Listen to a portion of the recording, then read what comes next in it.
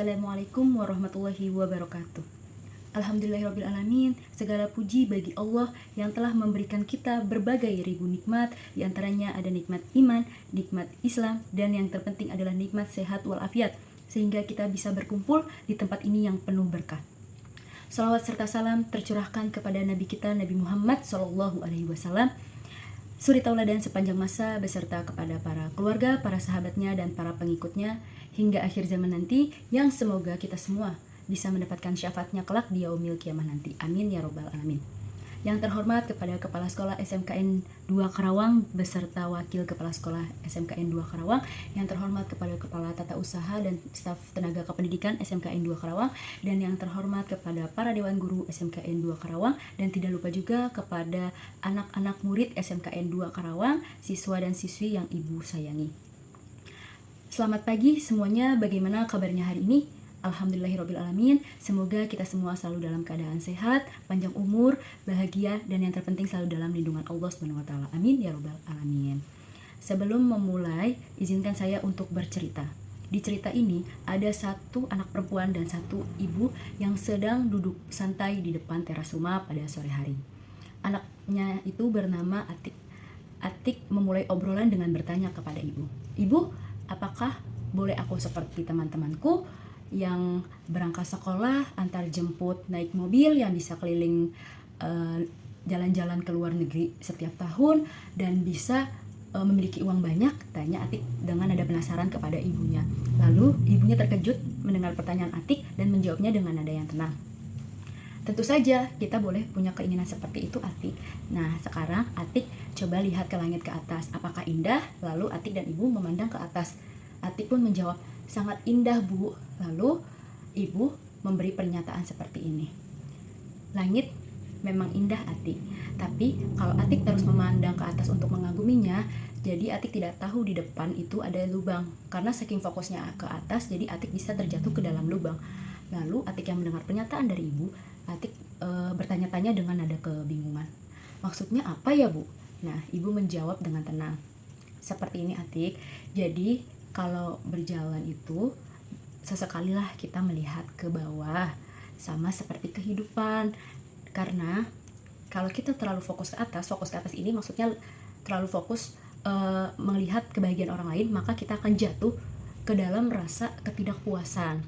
Sesekali lihat ke bawah, biar kita bisa menyadari bahwa banyak orang yang hidupnya belum seberuntung hidup kita." Nah, lalu Atik yang menjawab pernyataan tersebut, langsung Atik tersadar dan bilang, "Oh, seperti itu, Ibu. Terima kasih atas motivasinya." Jadi Atik bisa memetik cerita yang ibu berikan. Lalu ibu menjawab, "Sama-sama." Oke. Setelah itu, jadi cerita ini tuh mengandung bahwa kehidupan itu lebih baik jangan melihat ke atas. Karena kalau kita melihat ke atas itu dalam artian tuh melihat orang lain lebih senang, melihat orang lain yang lebih bahagia, atau melihat orang yang lebih beruntung, itu bisa kita membuat hidup kita tuh jadi merasa kurang dan merasa tidak senang dan tidak tenang. Nah, sesekali lah kita harus melihat ke bawah bahwa banyak orang itu yang belum merasakan seberuntung atau seenak hidup yang kita miliki, seperti itu. Oke, baik. Ada istilah tak kenal maka tak sayang. Izin memperkenalkan diri, nama saya Adinda Zahra dari Prodi Pendidikan Agama Islam, Fakultas Agama Islam, Universitas Singapura Bangsa, Karawang. Di kesempatan kali ini saya akan menyampaikan ceramah singkat yang berjudul Bersyukur Tanpa Batas.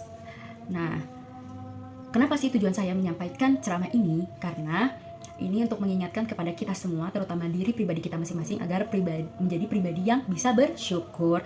Dan dengan bersyukur itu bisa membuat hidup kita menjadi lebih tenang, menjadi lebih senang, dan bisa merasa lebih berkah atas kehidupan yang kita miliki. Oke, selanjutnya para hadirin yang semoga selalu dirahmati Allah Subhanahu wa taala, pernahkah kita merenung di tengah kehidupan kita yang serba cepat ini, dan seberapa sering sih kita udah melakukan berhenti untuk bersyukur dalam kehidupan sehari-hari?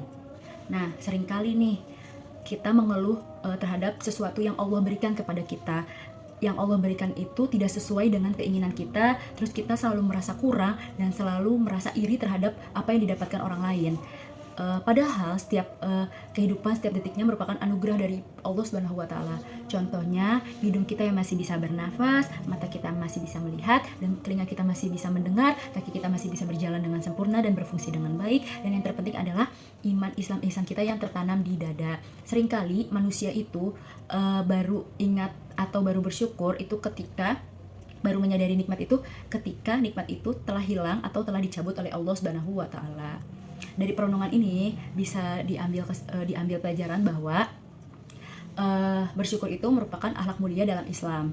Nah, syukur itu artinya menyadari, berterima kasih, dan memanfaatkan nikmat Allah dengan sebaik-baiknya dengan tujuan yang diridhoinya. Setiap manusia itu mendapatkan nikmat dari Allah tanpa terkecuali. Contohnya nikmat sehat, nikmat kita bisa menuntut ilmu. Kalau untuk orang Islam bisa mendapatkan nikmat iman dan nikmat Islam di dalam kehidupan sehari-hari.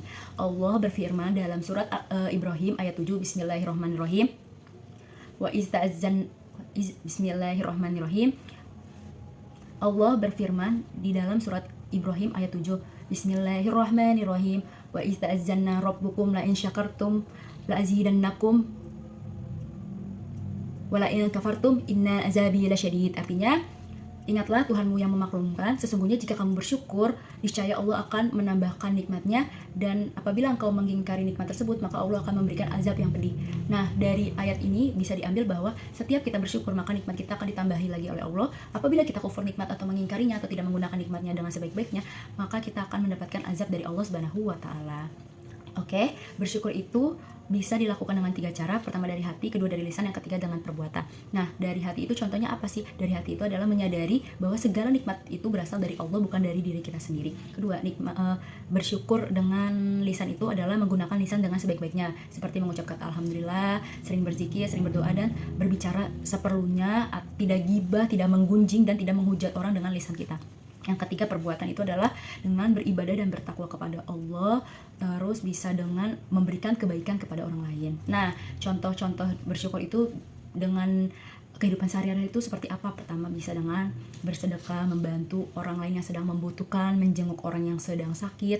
Terus bisa dengan hal yang paling mudah adalah sebelum tidur, sebelum makan, sesudah makan, sesudah tidur itu berdoa terlebih dahulu. Nah, orang yang bersyukur itu hidupnya akan tenang, akan bahagia, dan optimis dalam menghadapi ujian, karena setiap suka dan duka itu merupakan cara kasih sayang Allah yang diberikan kepada kita. Nah, kalau orang yang gak bersyukur itu hati akan tidak merasa tenang, selalu merasa kurang, hidupnya terasa berat, terus selalu iri kepada orang lain, dan yang paling parahnya lagi adalah akan mendapatkan azab dari Allah Subhanahu wa taala. Nauzubillah min dzalik. Nah, dari uraian ini bahwa bersyukur tanpa batas adalah menyadari nikmat Allah dan menggunakan nikmat ini dengan sebaik-baiknya untuk beribadah, bertakwa, dan berbuat kebaikan.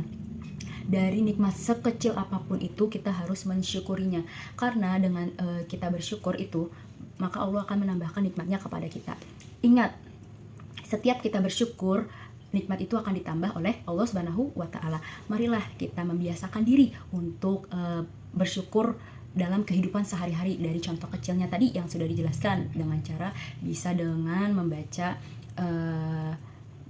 doa ketika sebelum melakukan sesuatu, dan mengucap alhamdulillah ketika setelah melakukan sesuatu. Terus bisa juga dengan berbuat kebaikan kepada orang lain, berbuat kebaikan kepada orang tua, bisa dengan menjaga lisan kita agar tidak menyakiti orang lain, seperti itu. Dan ingat, hidup ini bukan tentang seberapa banyak yang kita miliki, tetapi hidup ini adalah seberapa besar sih rasa syukur kita terhadap nikmat yang Allah berikan kepada hidup kita. Oke, terima kasih atas kesempatan yang diberikan kepada saya. Mohon maaf apabila terdapat banyak sekali kekurangan dan kesalahan dalam penyampaian ceramah kali ini. Wassalamualaikum warahmatullahi wabarakatuh.